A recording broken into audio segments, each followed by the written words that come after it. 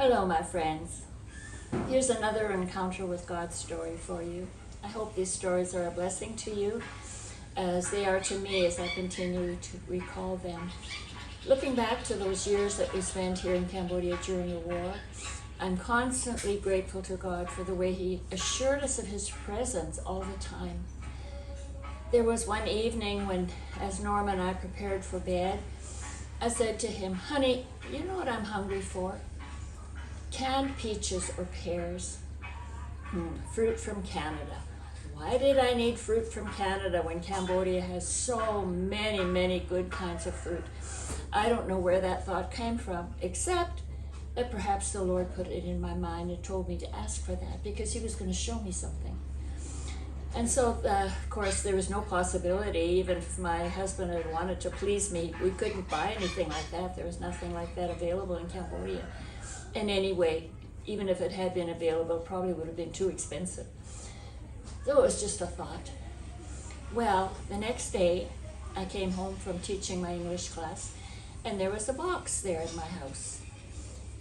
World Vision had been to Bangkok and had brought a lot of things from Bangkok, and they were sharing this stuff. When I opened that box, there was, among other things, a big can of peaches and a big can of pears. I was so surprised. I did not need peaches and pears, but what I did need, what Norman and I and the children, all of us needed, was the constant assurance that God is with us. He hears everything, even something that I say in the privacy of my own room with just my husband and I present. He hears it, and He wanted me to know that He knew. He knew where we were, He knew what we were doing, He knew what we were thinking, He knew everything. And that was such a blessing to us. We went on a small vacation to Bangkok during that time as well, and of course everybody that knew us was also praying for us and concerned for us. During that vacation, my husband and I sang a song at a very wonderful conference where there were people, all kinds of people there. There was some Catholic sisters and some other people, and it was a lovely time. Norman and I used to sing together. And we had one of the favorite songs we sang. The words were about the love of God. It said, "I know that ere the hills were made, ere earth's foundations had been laid, before the stars shone up above, He thought of me, eternal love. And now He leads me every day. He walks beside me all the way. I nothing lack, for He provides. He knows my need. He satisfies. I'll praise my dear Redeemer's name. His love today is just the same. He always loved me, always will. He cannot change. He loves me still. And when at last my course is run, I'll not recount what I have done.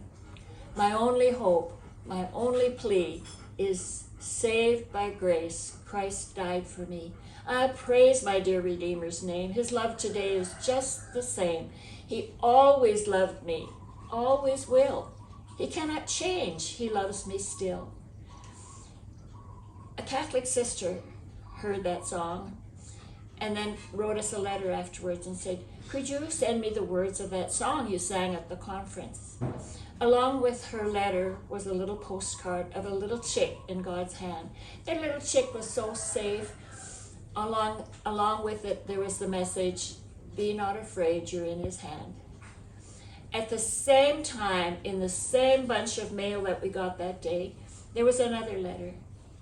This time, it was from a young Cambodian student who was studying in France.